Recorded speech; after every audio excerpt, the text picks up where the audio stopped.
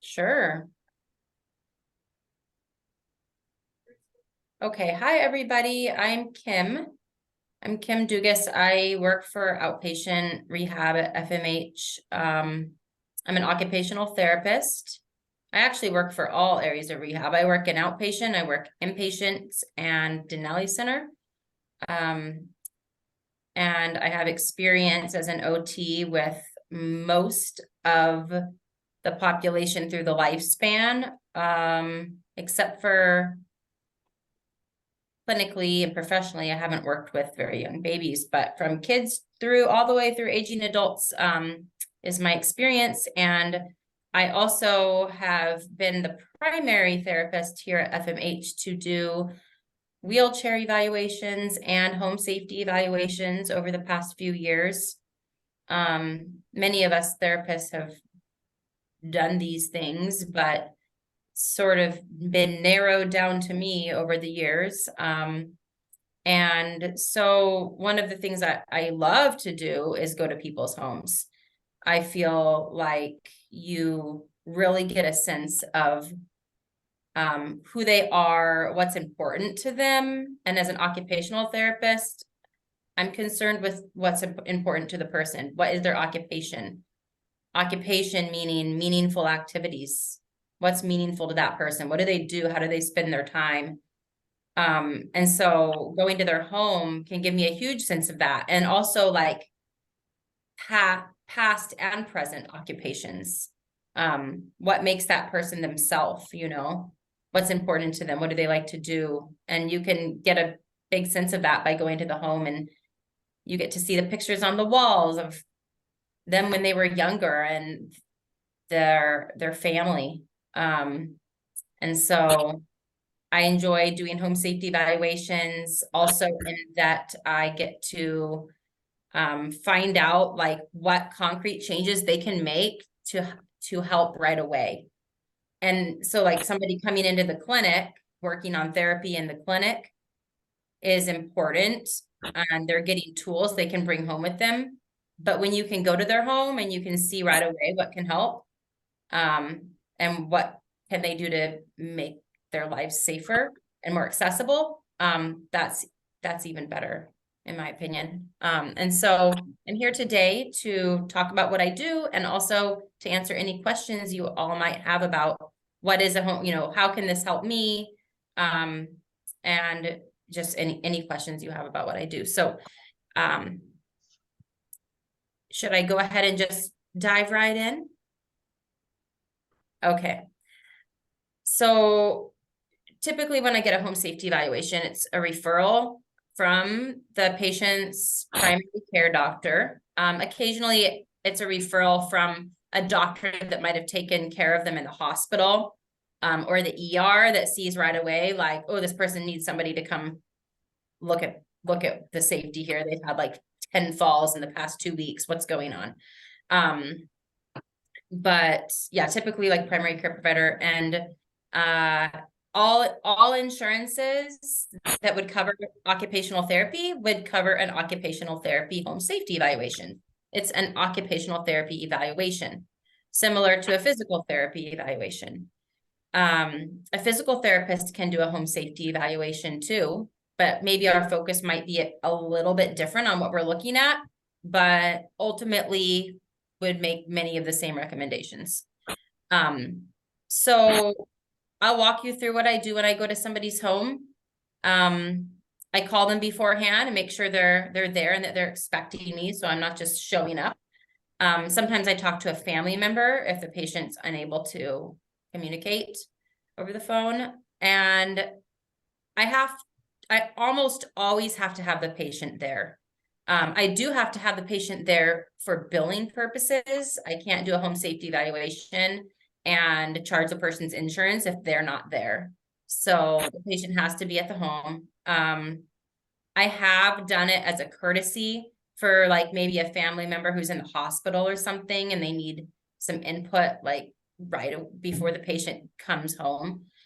So like just as a courtesy to the family to go to the home and take a look at the setup, but almost always the patient's there. And sometimes the patient isn't up and out of bed yet, but usually it's helpful if they are, but if not, then that's okay too, because I get to see what's their routine. What do they do in the morning to get up and out of their bed, and where do they need help, and what equipment might be helpful for them. If it's somebody who can get up and walk around without excessive trouble, I have them take me around, you know, with whatever device they use in the home, be it a walker, a cane, a wheelchair, or just no device. And I have them take me around to everywhere they would go in the day. So I just say, show me where you go. And I let them lead. You know, I follow along, and they kind of show me where they go, and I look at each room and each space, and make recommendations for safety. It's hard for people to change their environment. And so, especially, I would say almost always the person has lived there for like 30 or more years. And so, and they've done it the same way for so long. And they always get dressed sitting here on this bench. And they always, you know, or, you know, maybe for the past 5 years, their wife has laid their clothes on this chair, and then they have this routine that they go through. And I look at the routines, and then we also discuss recommendations together, because for me to come in there and say, you need to move that chair, it's like, wait a second, now my whole routine is just disrupted, because you're asking me to move the chair out of the way so my walker or my wheelchair will fit by, but that's the chair that my clothes are laid on. And so it can be disruptive to make change. And I appreciate that. And I recognize that. And I take that into account. And so it's a discussion. I know that many times recommendations aren't going to be followed. And there's usually a reason for that, because the benefit of maybe moving the bed against the wall, isn't as much as the risk of what that's going to do to mess up that routine. And so we look at the whole picture, but yeah, typically there's always something I can recommend. Usually it's like installing a grab bar in the shower. The falls usually happen in the bathroom. I won't say usually, often.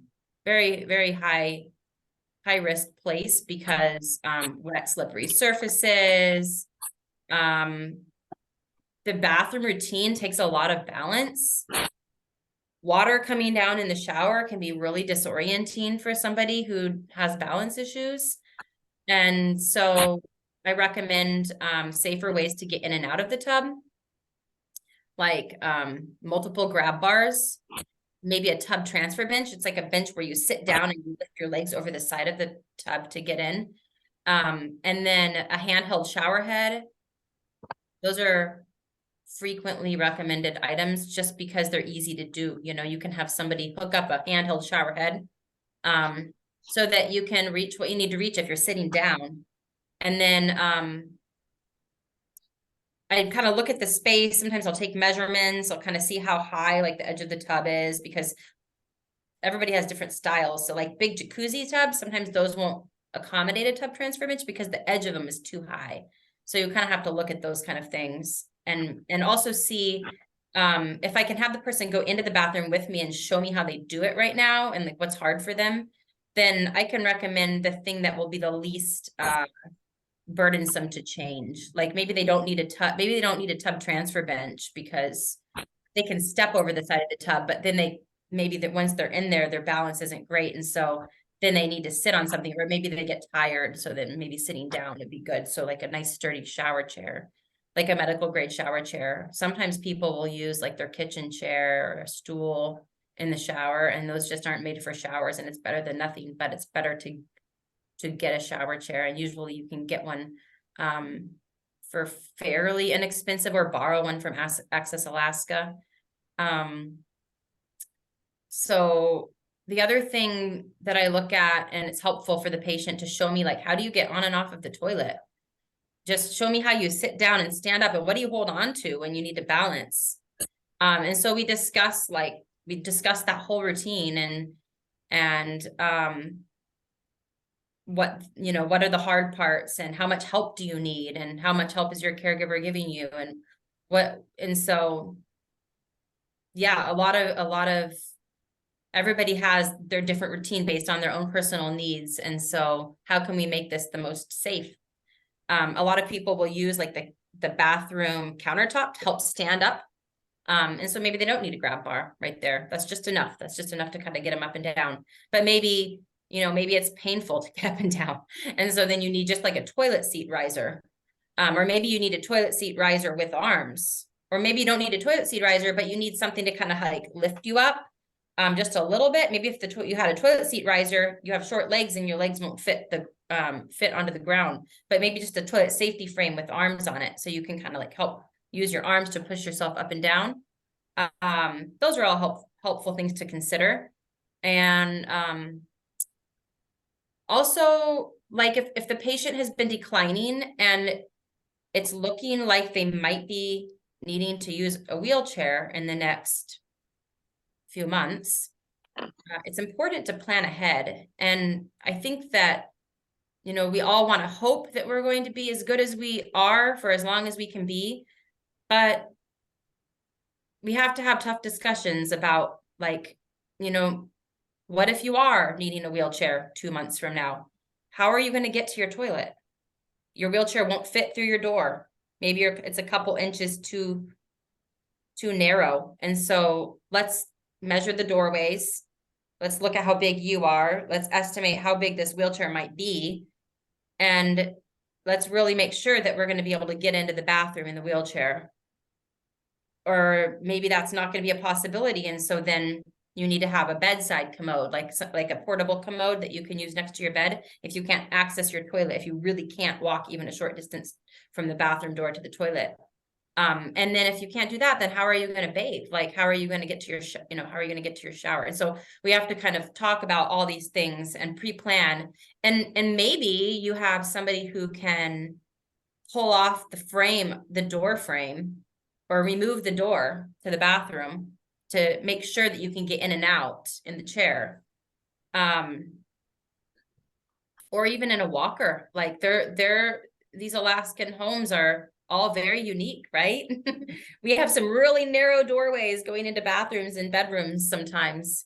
And a walker won't even fit in, or you have to like sidestep with the walker. And so, and having a door on there can make it even harder. And so one thing that I'll recommend first is remove the door. If you have to have a door, maybe you need offset hinges. So these offset hinges kind of move the door so that when you open the door doesn't lessen the space in the doorway.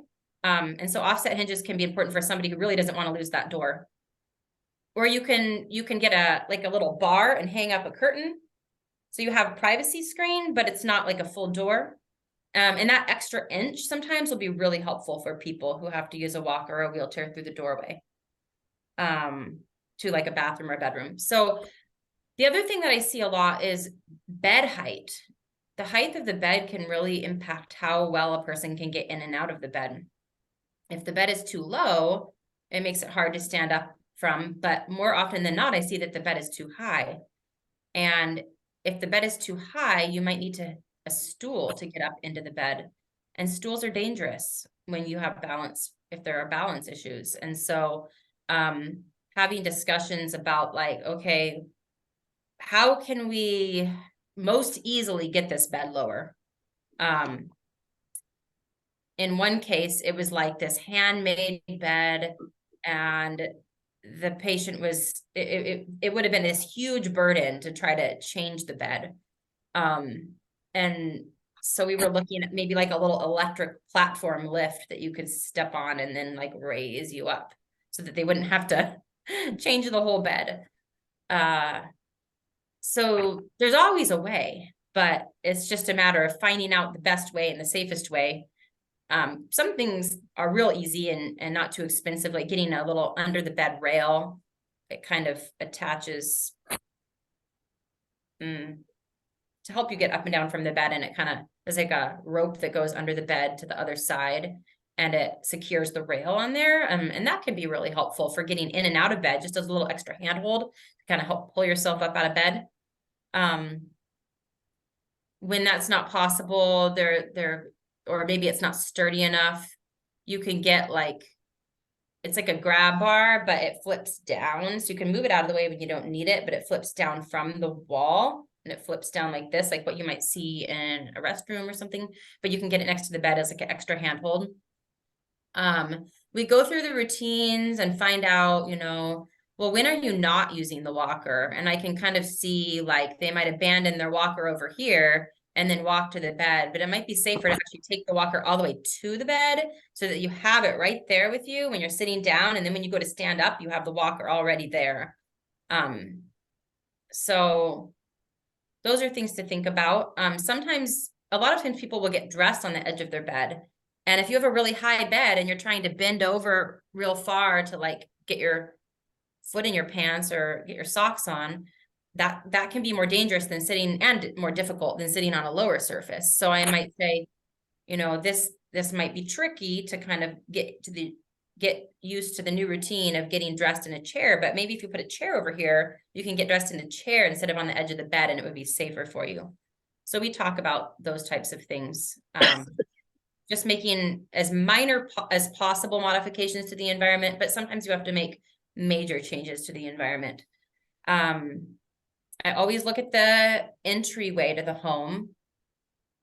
There are not very many rails out there on home entries. And I think that's an easy thing that people can do right away. Okay, I won't say it's easy, but it's an important thing to do right away, to get a rail on the entrance to your home, whether it's like from the garage entrance or from the outdoor entrance, having a rail wherever there's stairs to hang on to, because falls will happen on stairs without rails. They often do. And if you can't get if it's a couple of steps and you can't get a rail that like a stair rail, it's not too difficult to have somebody securely install a grab bar on the door frame on the right next to the door. So at least there's something there to hold on to help pull up.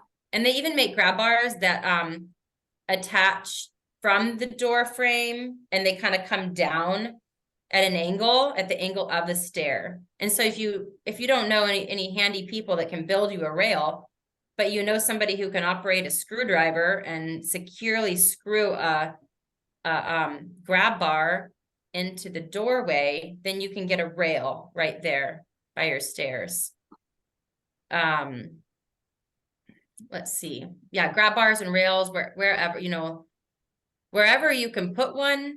If you're experiencing balance issues, I say grab bars and rails are better. Sometimes grab bars are really hard to install in showers, and so you need somebody who kind of knows what they're doing. And that's one thing that I'm lacking. Like I don't do construction. It would be helpful, I think, if maybe I learned some things from my husband, but I don't know how to install the grab bars myself. And so I say, make sure you find somebody who does, because it's best if they're installed properly. And there's a tray that people have to install grab bars to make sure that they're nice and secure. You can get the suction cup grab bars, and they're actually pretty sturdy. They even have suction cup grab bars that have like a little window. And when it's red, it means that you need to resuction it. And so it kind of tells you like if they'll slowly kind of lose their suction over time. So you always have to check them. But there are ones that have a little signal indicator, like you need to reattach this thing. And those will only work on like smooth, solid surfaces. So people who have little tiles or things in the bath, you can't get a suction cup grab bar installed there. But they're helpful for people who maybe are living in a rental, or just have nobody that can like drill into the wall, or maybe they don't want to drill into the wall. Maybe they're living at their daughter's house and their daughter doesn't want to drill into the wall, but they have a smooth, solid surface, so you can use a suction cup grab bar, and then you don't have to have it on there all the time. You can also get grab bars that attach to the side of the tub. So they kind of like the side of the tub, they kind of like come up and over. And those are removable, and those can be helpful to get in and out just as an extra handhold. Nowadays, they make these little kits that you can buy. You can buy them on Amazon or from medical stores. and they're tub conversion kits. And so the side of the tub, side of a bathtub, it's hard to step over, but it's like a cutout. You get somebody to cut out a little spot, and then you use the conversion kit to make it nice and smooth. And then it makes it a walk-in shower. So instead of having like a 13-inch tub height to step over, then you just have like a little lip of like 2 to 3 inches in that space, and you can step into the shower versus having to lift your legs all the way over. And they sell them on Amazon. And I think they even ship them to Alaska, because that's a problem sometimes buying medical equipment on Amazon. If it's big equipment, sometimes they don't ship it to Alaska. But Amazon is a good place to buy medical equipment. They have so many things now on Amazon, really creative things that I wish I would have thought of. But these tub conversion kits can be really helpful for getting in and out of the tub. So oftentimes when I go to do a home safety evaluation, the concern is falls, but there's so much more we can look at. We can look at accessibility of the kitchen. Like maybe the person's spending their time in a wheelchair now in the kitchen and they can't really easily reach up into the cabinets. And so it's kind of about having a discussion like, well, maybe to help the person be more independent, we can reorganize the kitchen and put like all the frequently used items on in the lower spaces. Or maybe the shoulders don't go up quite so high, and so you move things down that you have to use all the time. So you're not getting that shoulder pain, so you can kind of reach more directly out. Or maybe it's changing the types of things that you have in your cabinets, like those big heavy plates, gotta go. Maybe it's like getting the lighter weight little plates. Cast iron skillets, pretty heavy. They're not great for arthritis and for the hands. Maybe it's changing the utensils that people use in their kitchen for cutting, like using a rocker knife or an ulu instead of another type of knife that would be harder on the hands. Maybe it's getting electric can openers versus trying to use like a regular can opener. Those are all helpful little things that can just help reduce pain from things like arthritis through the day. And let's see. The height of the kitchen table can be important for people who are in a wheelchair, like people who have like a high, like one of those more like a bar height table. That's really difficult. So we can look at that, talk about that. Sometimes when I go to people's homes, they're not sleeping in their bedroom anymore. They're in a hospital bed, like in their living room. And so a couple of years ago, I was at somebody's house, and it was just, they spent a lot of time and energy thinking that they wanted to somehow get up the stairs so they can have a privacy of their bedroom. But the feasibility of that was very, very poor. We couldn't figure out a way, like, how can you possibly, yes, you can do a stair lift, things like this, looking at all the different ways. But I said, in the meantime, rigging up some kind of a curtain system, kind of like a little privacy area to make it not so, like if you have guests, like you're not just sleeping right out there, like you can have a little area of privacy. And also if they're in a hospital bed in the living room, chances are they have a bedside commode there too. So having like a curtain or a little private area is helpful. There are I think the options are limitless if you have enough money, but you have to get even more creative if your insurance won't pay for things, which is usually the case with home modifications, or you can't afford to buy a stair lift or an elevator lift. So now you have to figure out like what else can you do. But there are companies in Alaska, in Wasilla. Maybe I put it on my handout. I'll have to show you guys my handout in a minute. I'll have to get the name of it for you, but it's they install elevator lifts and stair lifts, and they will actually come up here and do an assessment of your space and look at the need for an elevator lift or stair lift, and see if your home can accommodate that, even to the like indoor elevator lift and outdoor elevator lifts to help you get up and into your home. So like I'm talking about like cutting out the ceiling and then installing an elevator that will just bring you right upstairs. Those can be helpful for people because they're not having to then try to transfer from a wheelchair onto a stair lift and then work their way up the stairs, and then somehow you have to have another wheelchair at the top.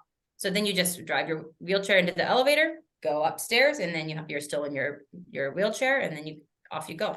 So or just getting into the home, doing an elevator lift up to like the deck and then into the home from there.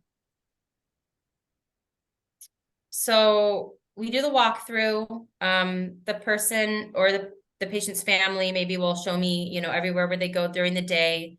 We talk about modifications, and then I leave them with a list of the things that I recommended, and also just general recommendations for safety in the home.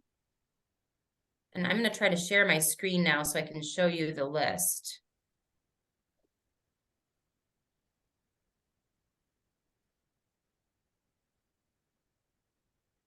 Can everybody see? Yes. Okay. Yeah. So lighting is really important, especially because we have such a long period of such long hours of night. Lighting is important because our vision is a huge player in our balance. And so the three components of balance are vision, your vestibular system in your inner ear, and your proprioception, like your awareness of your position of your body in space, like your joints and your limbs in space. And so if one of those is impacted, like for example, if you have a joint replacement, then you're losing some proprioception in that joint. You're not feeling where it is. It's going to take you longer to realize you're falling when you step on that leg. And so your other systems, your vision and your vestibular system, have to be even more on higher alert. And so if you take out another component and you take out vision, then it's all reliant on your vestibular system. And you're not going to realize that you're falling as quickly, or you're not going to be able to maintain like a sturdy stance. Our vision is very important in balance. So that's why I say lighting is so important, because as we age, it's harder to see in the dark. So good lighting helps your balance, decreases the risks of falls. I like to recommend lights that are easy to turn on and you don't have to fumble for in the dark, like touch lamps are really helpful. The types of night lights that kind of turn on as you walk close to them, or they notice they notice movement, and so they turn on right away when there's movement. There's so many different lighting options to get now, and just making sure that the place is lit up.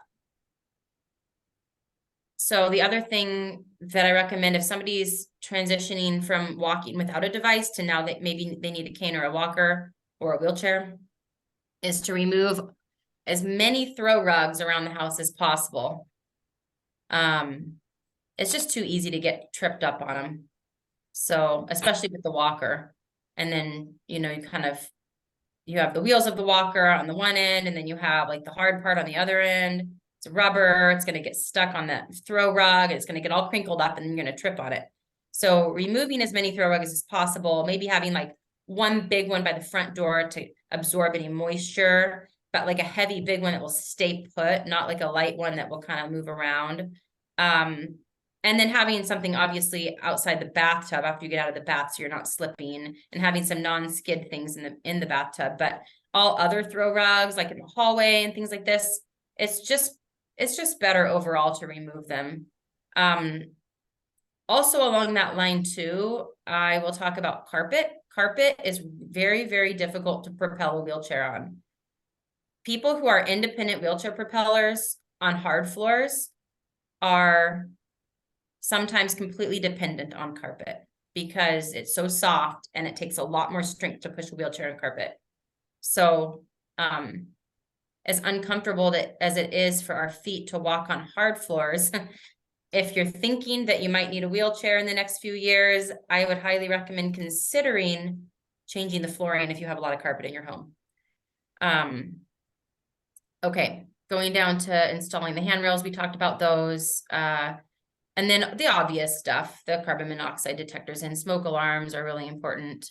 Having a plan for how you're going to get out quickly in an emergency, especially if your mobility is impaired, is very important. Which exit are you going to use? How are you going to get out fast? Is there somebody there to help you? Do you have another way to get out if you can't walk? Thinking through those things ahead of time.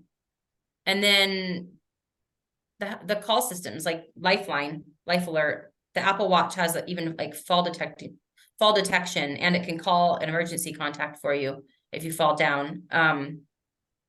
Getting in the habit of keeping your cell phone in your pocket all the time, so that if you do fall, you don't have to crawl with a broken hip, like all the way across the floor to get your phone, or just wait where you are for a day until somebody checks on you. Like, it's good to think about having some kind of lifeline, some kind of fall detection, some way that's easy for you to contact somebody for help right away. And then making a plan for getting ice and snow removed from the outdoors. If you're not going to go straight to a garage to get in your car, who's going to shovel if you can't? And who's going to take care of the ice? And maybe it's easier, maybe instead of having the grandson come over every time it snows to shovel it for you, if you really can't shovel on your own, then maybe it's better to build a covering for the stairs in the summertime, so that when it snows in the winter, you don't have to worry about shoveling that area. So those are things you can plan ahead with. And then options for obtaining medical equipment. There's a lot of places where you can get medical equipment for less expensive than you can get it from like a medical store. Like Performance Health is an online medical store that, like, if you're going to order something through ProCare, like a piece of medical equipment, it's likely that it's going to be found in the Performance Health catalog, and you can get it on Performance Health. But a lot of those same items you can get on Amazon. And so, like, different types of lifts, like bath lifts and grab bars, even like the floor to ceiling grab bars, those are really helpful. They go all the way from the ceiling. They don't screw into your ceiling. It's like it's not suction either, it's just pressure. You just tighten it up to the ceiling, floor to ceiling, and they have a little bar that sticks out. You can put it anywhere in your home. They even have adaptions for people with slanted ceilings and really tall ceilings. Those are really helpful, and you can get those on Amazon. You can get the typical stuff like the grab bars and the stair rails and shower seats, walkers, sometimes wheelchairs, handheld shower heads, all that kind of stuff, like at Walmart, Walgreens, Fred Meyer, Lowe's, Home Depot. Those places have all that basic stuff. You don't have to go to a medical store like ProCare to get it. ProCare can be helpful in ordering specialty items though, and so if you don't know exactly what you're looking for, they can be helpful for those types of things. Or if you need something custom, like a custom wheelchair, or something that your insurance might pay for, like a lift, like a Hoyer lift, or a mechanical lift. Those would be the types of things you would need to go through ProCare for. Access Alaska has a lot of different types of things. I don't know what their current inventory is though, and I do know that somebody who, maybe you guys know more than I do, but the person who is in charge of the loan closet, I think is no longer there, and so I don't know if they have that loan closet like up and running consistently again, but that's a great place to borrow equipment from. And you can borrow it for as long as you need. You can borrow it for a few years. So yeah, like shower chairs and bath equipment's not typically covered by Medicare. Medicaid will sometimes cover bathroom equipment, but Medicare won't. And so like the shower chairs and tub transfer benches and things like that are great to borrow from Access Alaska. I believe ACCA also might have a loan closet. Can anybody tell me if they do still? I think that on their website it says that they have a loan closet, but I haven't directed anybody there recently. And then also like checking around on all the for sale sites, like the local garage sale sites. Facebook has a whole list of different like local garage sale sites, Fairbanks Fear for Sale, Marketplace, Craigslist, all these different places. And you can do a search and see if anybody's trying to get rid of something. Because a lot of times people don't know what to do with their stuff. Like when their loved one passes away and they have all this medical equipment. If they know about Access Alaska, they'll often donate to Access Alaska, but sometimes they try to sell it. And so you can get things that are a lot less expensive than they would have been in that medical catalog, just used things.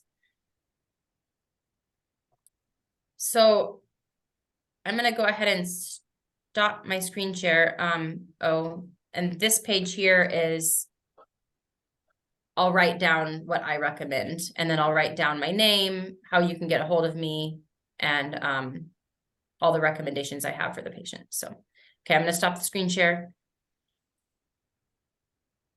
Are there any questions?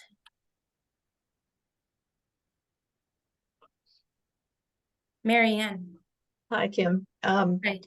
I just have a couple comments. One is that I only have 3 steps up to the front door and 3 steps up from the garage into the house.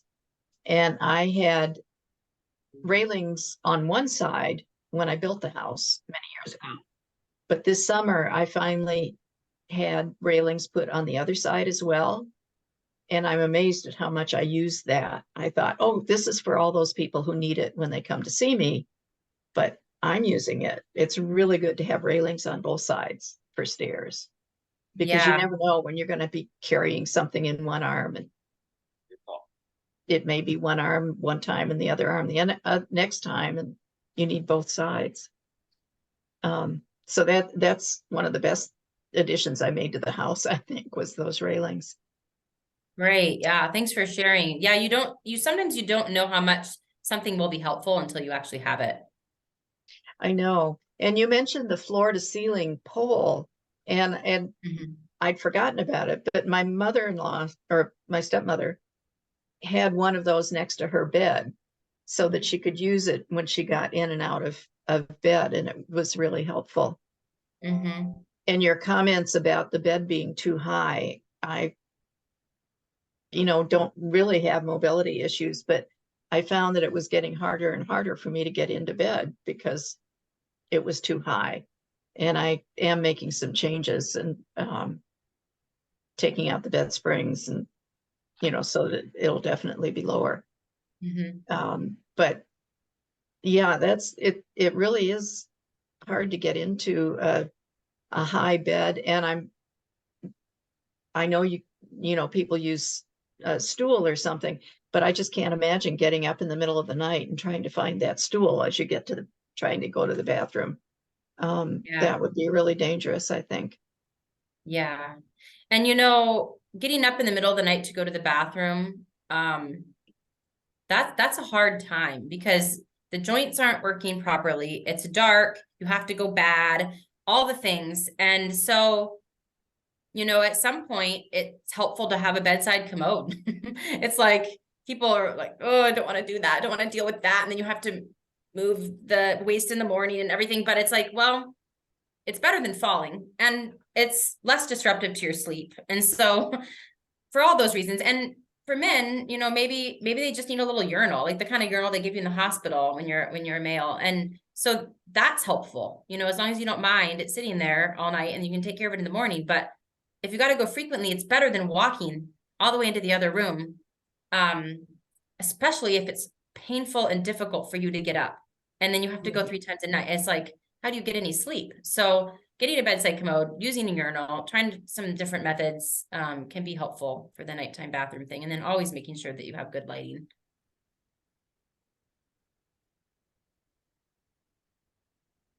To have a home safety evaluation, I forgot to mention, so you need a referral from your doctor. You need an appropriate diagnosis. Sometimes the diagnosis is just frequent falls. If you've had a fall or two, that's the you know, or I mean, really, it can be anything. You know, if you've had a stroke, if you've had anything that might explain like your balance issues, your mobility issues, maybe you have arthritis. I mean, anything would be a diagnosis that the doctor would say, okay, this is the diagnosis, and they need a home safety evaluation, and then they just write on the referral, occupational therapy home safety evaluation. And I honestly don't know if there's anywhere else in town where therapists do home safety evaluations. There's multiple physical therapy clinics with many physical therapists. I just don't know if that's something they do. I haven't heard that that's anything they do.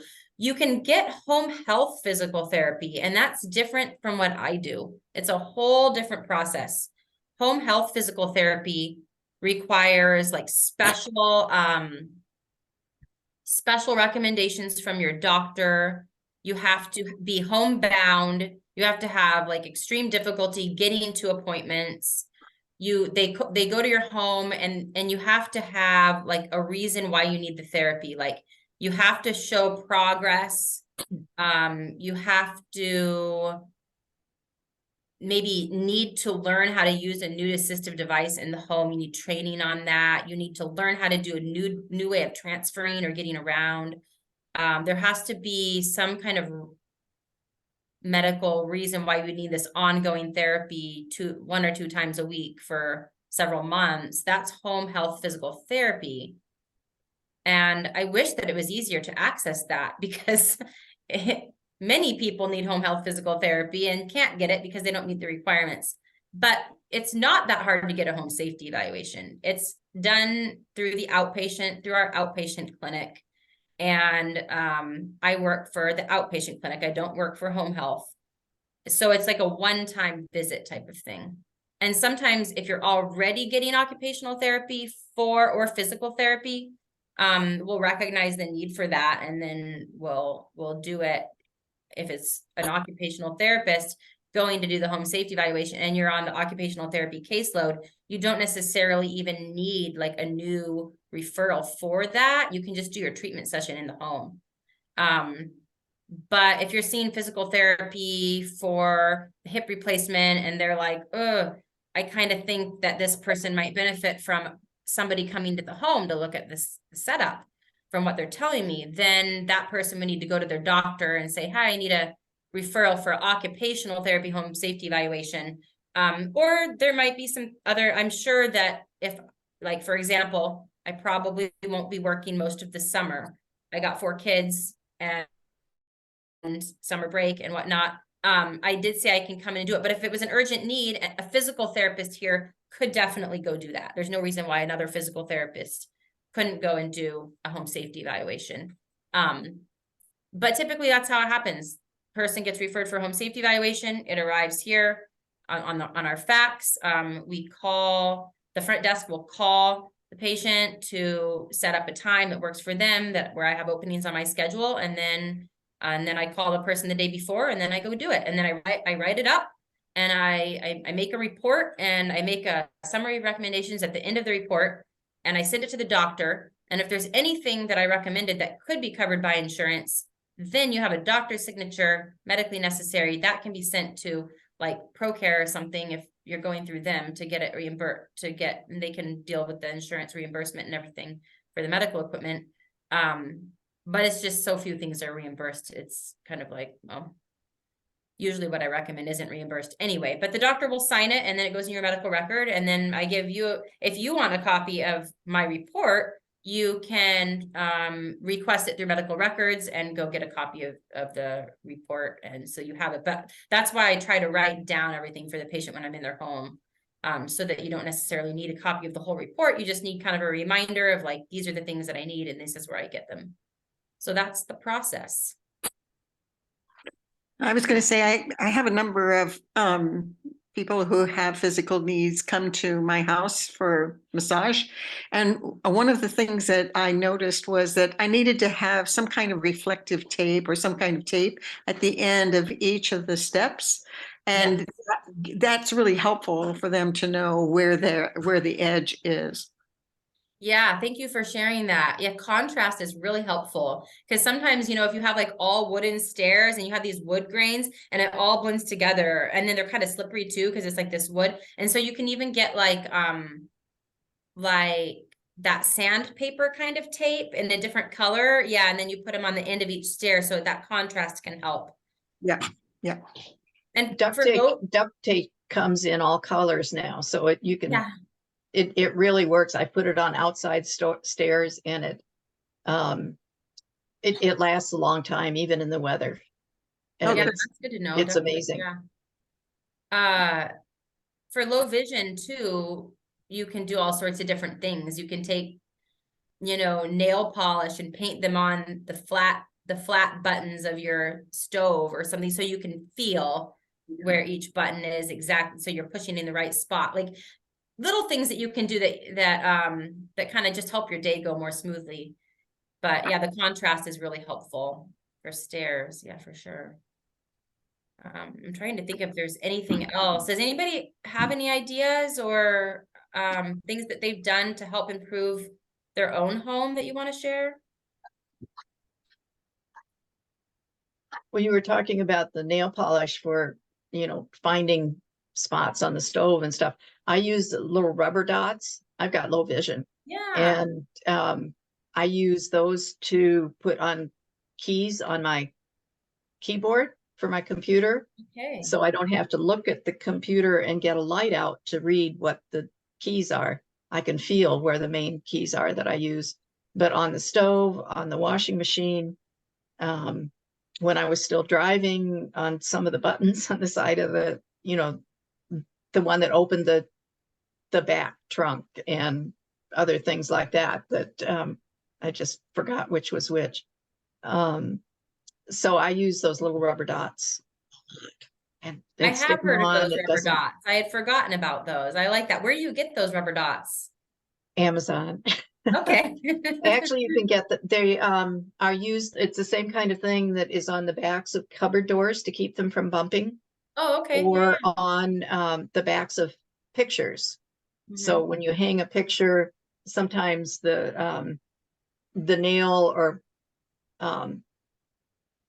the thing that you hang the wire on, Mhm. whatever it is, will stick out further at the top than the bottom of the picture will be. And then you can put little foam or rubber or dots on the bottom corners to make it hang flat. So sometimes you'll find those things in like in Michael's in the photo area or the frame area. Same at Fred Meyer. But I found just I call them rubber dots, but they're also called other things. But if you Yeah. look on Amazon, you'll find all different kinds, different sizes. Mhm. And also it's kind of fun to just go on Amazon too and like type in the thing that you're interested in. Like you can type in low vision and then you'll see all these things pop up and you get ideas. Or type in like fall reduction and then you see all the things that pop up about fall reduction. It's like, oh wow, I didn't even know that existed, but that's a really good idea. And so they have all sorts of creative things on there and can be really helpful. Just a Yeah, quick you don't search. have to buy there.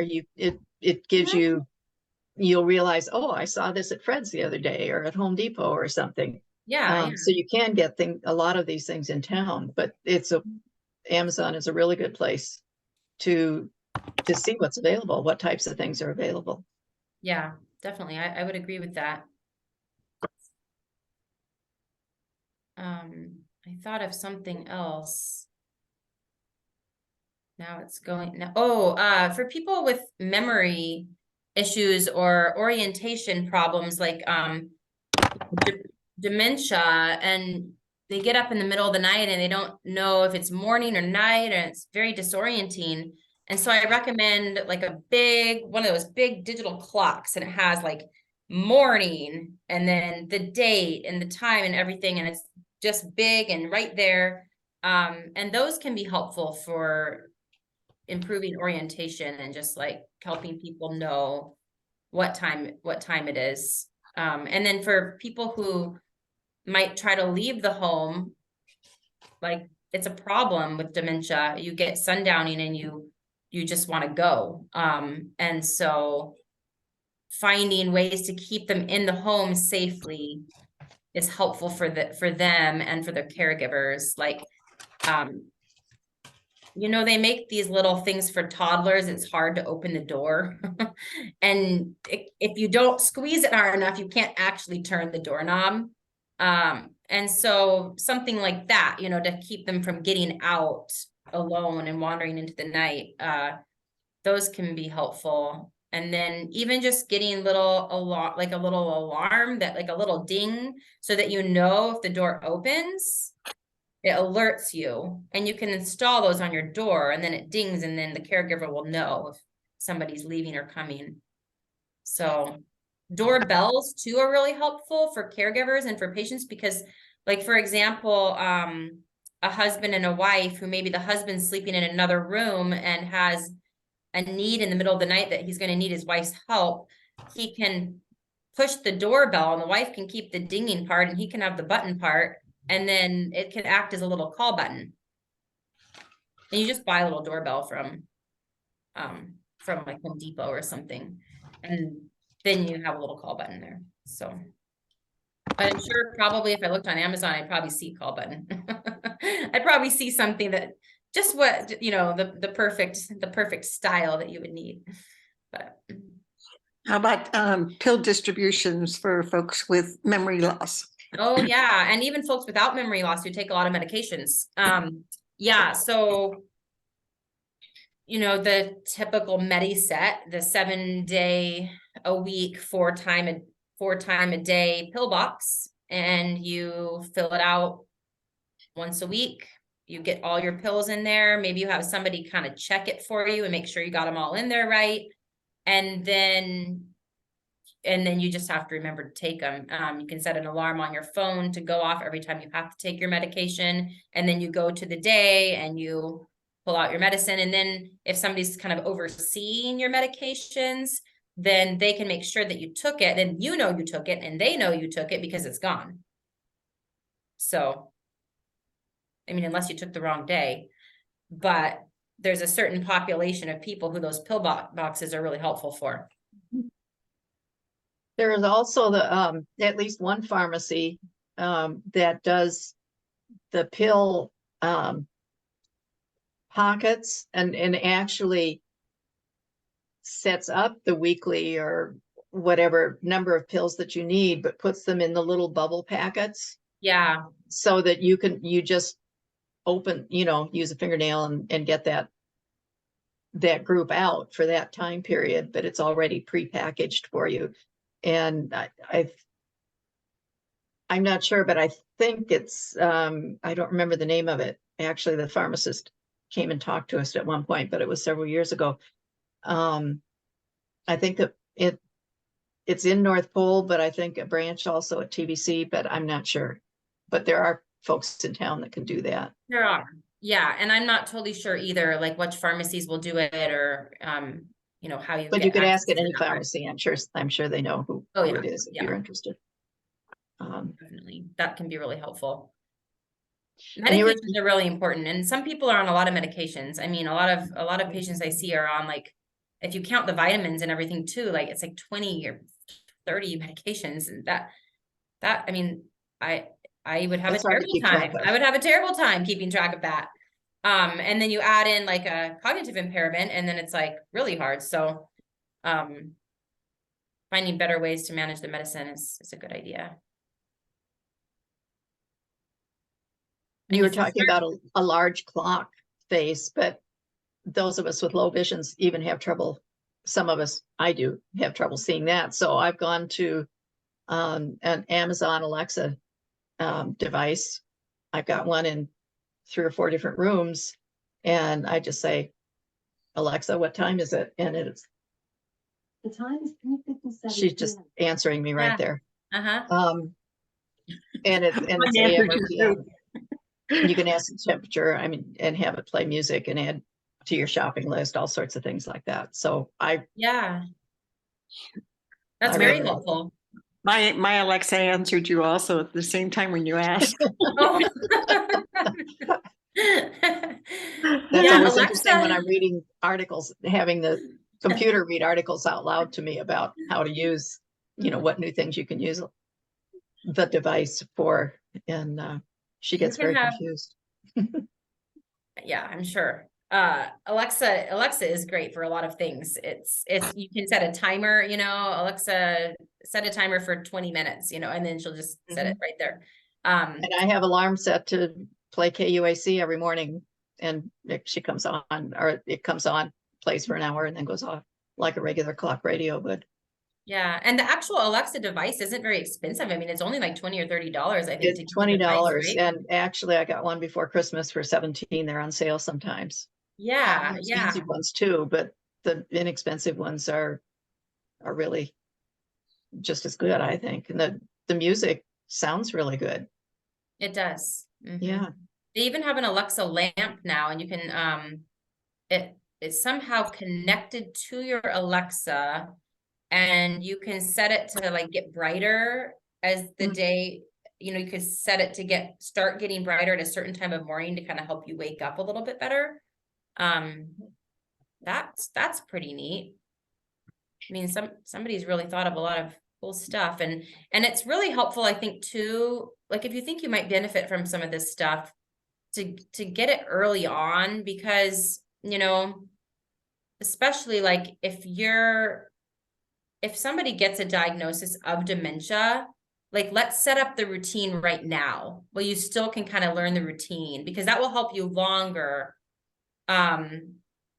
So the longer routine is established before you need to really use the routine, the better, because you're already used to doing it. It's very hard to learn new things when you're in a time of crisis, or make changes to your home when you're in a time of crisis. But to just expect, and hopefully there will never be a crisis, but if you expect that there will be, and make the changes for the crisis right now, then it could help prevent the crisis. And then if there is a crisis, then you already have it set up too, and you don't have to worry about it right then. That will even add to the stress. So, yeah, I'm probably preaching to the choir here, but it's, yeah, all good things. You guys probably have a lot more things that you could teach me. So if anybody else has any better ideas and I can spread the word to my patients, let me know.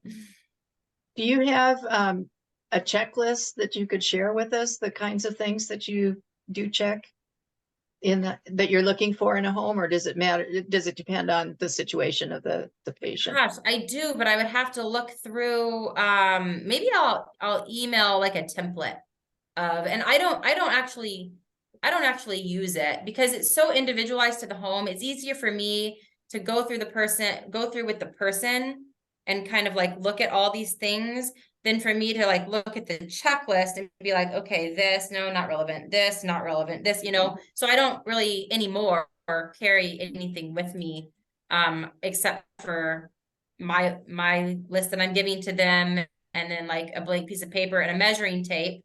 And if I think that, and my phone, so that I can show them pictures of like, what I'm recommending, and even like a video of a person getting in and out of the bathtub using a tub transfer bench, so that they can see what that looks like. And I can show them like how to get, where to find it on Amazon, or I can look and see if they have one of these, whatever things on whatever site. So yeah, I just bring like my basic piece of paper and measuring tape and phone. And Yeah, well, we sometimes have tape. seen several checklists, and even have one on our website, Okay. in the resource section, I think, but it's from AARP, and it's pretty good, but Okay. not perfect. Nothing is I'll perfect see. because it's We have very individualized. multiple. Yeah, it is individualized, but we do have multiple in the files, in the hospital rehab files. We have multiple different like templates for home safety evals that in the past, various of us have used to kind of help guide that process of going through the home. So I'll look at them and see if I can find one that seems like it has like pretty basic, kind of list of what we look at. And Yeah, I if you find one, I think you could send it to Leslie or yeah, to me. That would be Okay. great. Yeah. sure. Yeah. I'll look for that. For-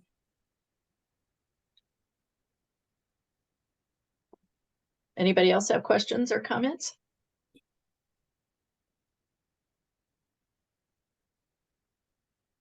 Well, we really appreciate it, Kim. Thanks so much for your information and for doing all this. I mean, it's Yeah. Thank you for really an listening important and, service. and thank you for the helpful recommendations too about the dots and how Alexa can be helpful, because yeah, I know my kids use it to play music in their bedroom and they can set the timer. You know, they even can set the timer to play like the soft bedtime music. I say, set your timer for 10 minutes so that I don't have to come back down and turn it off because I don't want to listen to it all night, you know, and then that is super helpful. So yeah, Alexa's good. Thank Thanks, you. and thank you again, Kim. And if you wanted to email any of those documents to me, I can email them out to all the members. Okay, sounds good. Earlier today, I emailed you the one that I shared here, but I will look for a checklist or like a home safety template, and I can send that to you as well. Awesome, thank you. Okay, Great. thanks, everybody.